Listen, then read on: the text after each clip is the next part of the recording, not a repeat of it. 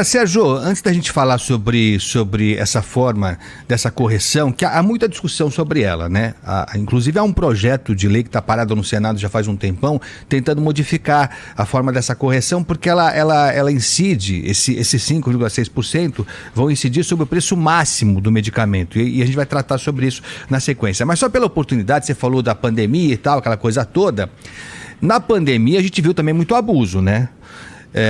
Porque tem abuso nessa área também, como em outras áreas também. Então eu lembro claramente, você vai lembrar também, imagino, por exemplo, aqueles anestésicos sedativos que eram usados para intubação, né? A gente teve uma fase de intubação que era crítica mesmo, né? Faltava um monte de coisa e começou a faltar sedativo. E aí quem encontrava, e a gente ouviu aqui médicos e tal, que tiveram que adiar intubações, um negócio gravíssimo naquela fase mais crítica, porque os sedativos chegaram a subir 300% da noite por dia. Também tem muita exploração nessa área, né, Sérgio?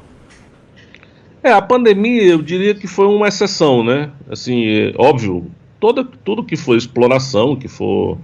Eu não trabalho nessa área dos hospitalares, então eu não acompanhei bem, assim, de perto isso, porque não é da nossa área, a gente era farmácia, né? Mas, óbvio, tudo que for exploração, tudo que for abuso tem que ser coibido, não tem dúvida. Agora, a pandemia, acho que foi um ponto fora da curva, né? Então, de repente, por exemplo, o mundo inteiro estava atrás do mesmo produto. O mundo inteiro precisava do mesmo sedativo para entubar a pessoa na UTI. E como eu estou te falando, não quero defender a indústria aqui, porque não é minha praia, mas o mesmo princípio ativo que o Brasil buscava, os Estados Unidos buscavam, o Canadá, todo mundo buscava, né? Então o indiano e o chinês lá aumentou o preço. Simplesmente, olha, eu vendia por 5, estou vendendo agora por 500, quem quiser que compre, né? Então, assim, a gente, óbvio, tem toda uma cadeia aí produtiva. Eu acredito sempre, eu parto do princípio que as pessoas são sérias e são honestas, né? Então, a gente, pelo menos aqui na Abrafarma, nas 29 maiores redes do Brasil, a gente tem preços publicados, é tudo muito, muito claro, né? Muito transparente.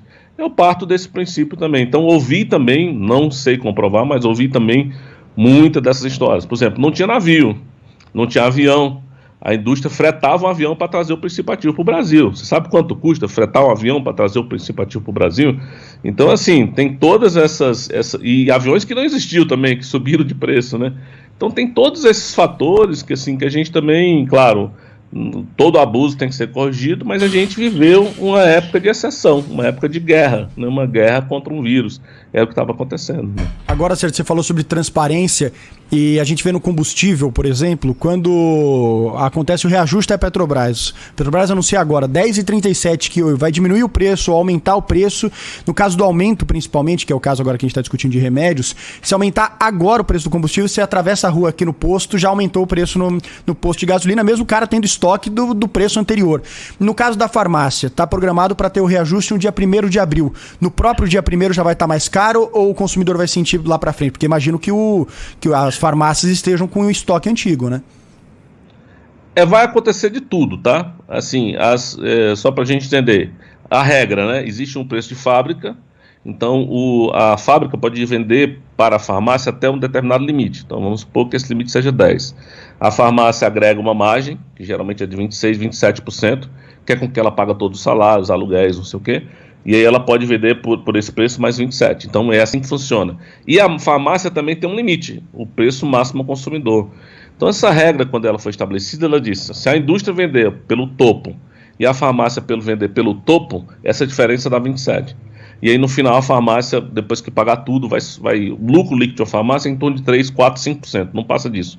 Os preços são publicados, tem rede listada em bolsa, isso aí pode abrir o jornal e ver, né?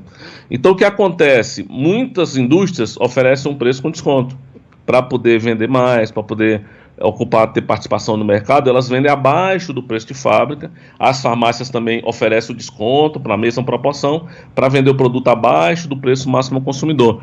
Então essa é a dinâmica. Então pode ser que, por exemplo, tem indústria, pode ser que diga, eu não vou repassar agora, porque eu estou super estocada, o estoque está todo na rua, eu vou esperar. Pode ser que tenha farmácia que comprou naquele dia, né? Então assim, as farmácias são abastecidas todos os dias. Por exemplo, não vou falar de um produto aqui para não dizer o nome, para não fazer propaganda, mas tem uma injeção aí que o pessoal usa para diabetes, né? Que caiu na moda e o pessoal está indo comprar essa injeção para emagrecimento, porque ela tem realmente esse efeito off-label. Não existe essa injeção para vender mais no mercado. E todo dia é comprada e todo dia, tudo que chegar na farmácia é vendido. Então a gente está vendo esse fenômeno aqui no Brasil, não só no Brasil, em vários países. Então, assim, também tem a compra diária. Então, eu diria que vai acontecer de tudo, desde gente que vai fazer a compra diária e vai fazer o reajuste no mesmo dia, indústria que vai deixar para fazer depois e vai demorar alguns dias.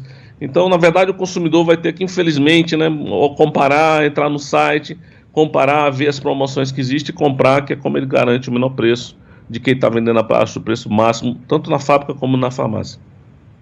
Estamos conversando aqui no Manhã Bandeirantes com o CEO da Associação Brasileira de Redes de Farmácias e Drogarias, a Abrafarma, o Sérgio Mena Barreto, falando desse aumento. Mas eu acho que vai aumentar. Pelo jeito, vai acontecer de tudo, mas eu acredito, claro, na boa fé do dono da farmácia, tudo, mas esse acontecer de tudo que o Sérgio falou, aí me parece que na hora que o consumidor chegar para buscar o remédio vai estar mais caro, vai estar no mínimo 5% mais caro, parece. É isso, assim, mas isso é, infelizmente, essa é a regra, né? Essa é a regra.